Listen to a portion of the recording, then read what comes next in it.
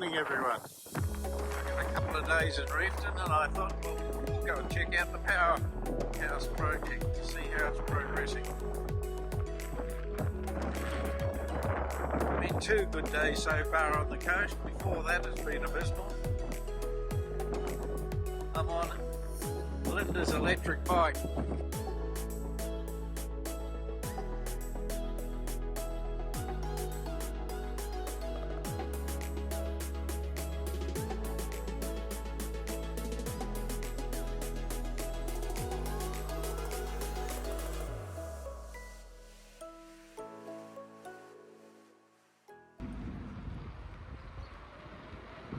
This area is called Rosstown.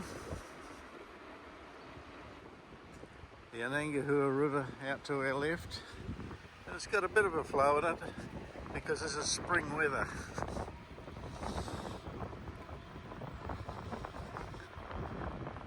When I was a boy, the Robinson family lived here. This was their little farm. A few cows. And if we look straight across there, that's the Broadway on downtown Reefton. There's a popular walkway as well. You can do the circuit here across a swing bridge up the river a bit. This being an e-bike, you can just put your finger on the accelerator here and away you go. But it can get a bit lively as well.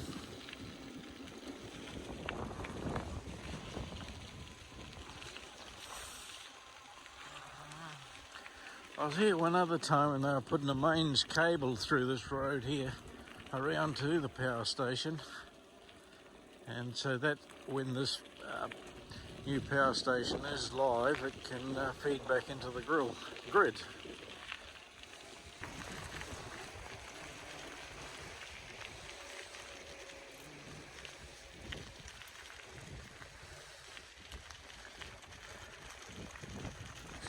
Get an interview with somebody here to update me on things.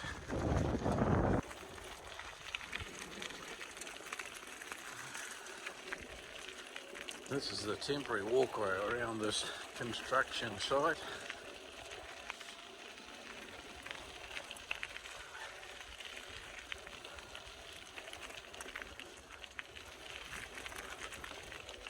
Flume's well constructed now, about 6 months, and that's ready for the flow of water when it comes from up the tailrace here. Here's something new. You can see they put a spillway there, so when she's not in operation the water can backfill and go down over this other side into that drain that's running through the paddock there, under that bridge and back into the Anangahua. I hadn't read this interpretation, but today Reefton has a close connection with the mining path through descendants of local people. Mining continues to play a big part in the region's life and economy. Came into being in the 1870s due to the vast quartz reefs in the surrounding hills, and now the town was popularly known as Quartzopolis before Reefton, I suppose. This shed here houses the turbine and the switch room here, and I can see the cables are now going through over to a switchboard, transformer, etc. So that's new since I was here 2 months ago. This is the entrance here, and then under this box no doubt is the switch to let the water come on through, or the valve or the shutter, and it goes down and it drops down into the turbine there.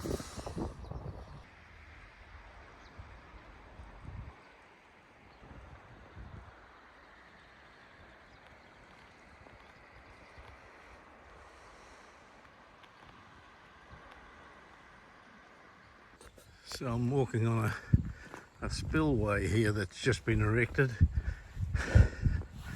So if there's a high flow of water here, they turn it off at the powerhouse. It can dribble over and down this low area, out and back into the river.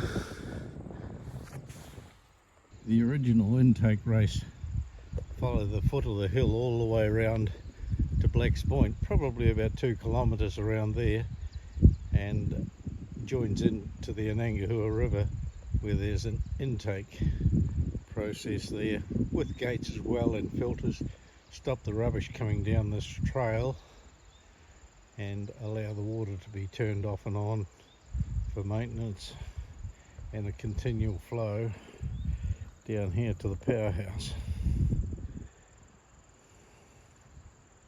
This area of land is all being cleared up now. They can turn that into hay, but when I was a boy we'd come swimming here under the swinging bridge, and there was a house in this area here or back here somewhere that was derelict and abandoned, of course, when I was a boy, but it was still standing, along with some rotten structures around the old foundations there as well.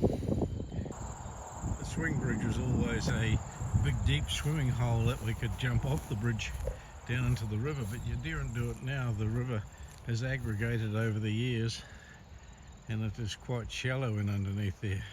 I'll have to get Tony Fortune to tell me the history of this bridge, but it's been here since the power station and many years old. The principle is there's a big block of concrete down in the back here and ropes going up over the pulley or the runner up the top there and swing right across, and that's the main support for the bridge itself. There's the big bolts going into that abutment that I'm standing above now, and these are the big ropes with phenomenal strength that go up and over the top here. At the top here there's this attachment down, and this is a steel rod which goes down and goes to the boards that support the bridge. They get progressively shorter as the bridge to the centre, and then longer at towards the other side. Very simple construction and well up out of the flood.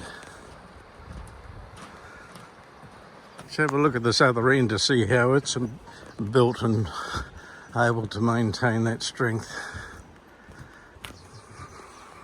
So this end is quite a substantial block of concrete in here, and no doubt it goes back in under the road a bit as well. And these are the originals, I would say, to attach it. It's all firm and tight and open for inspection at all times. I thought they might be pulleys on the top. Let's go and have a closer look at that. Now they're just sliders here, not even lubricated, but if there's slight movement with the bridge or with different heats and temperatures, it's able to move across that face there.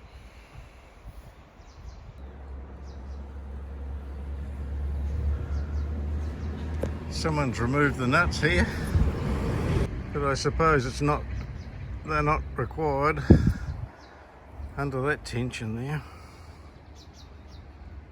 There's an additional big stainless steel plate right across the back here holding to the two sides together. And that secondary tensioned rope there with the greased wraps on it is to stop any movement of this abutment here away from the base. So I'd say that this swing bridge has been here and maintained over the years, but this structure's been here as part of the Powerhouse Project when it was initially getting going. We used to jump off here, but you daren't do it now. That was down there, say 20 feet deep, but now with the aggradation and everything, you wouldn't jump off there. That'd only be 2 meters at the outside. That's FEMA snapping territory. So I'm strutting around here with this silly jacket and silly hat on, and all the workmen there are wondering what the hell I'm doing. So they're looking across here thinking that I'm making up a report. Well, I am really making a report up for the Reefton Facebook page, and I enjoy doing that. There's a lot of subtle changes happened over this last 2 months. The Powerhouse station has been fully cladded on the external. The electricity's hooked up. An overflow has been installed, and now the earthworks on the exit side of the old buildings and exit side of the turbine shed have been developed. Good work, Reefton team.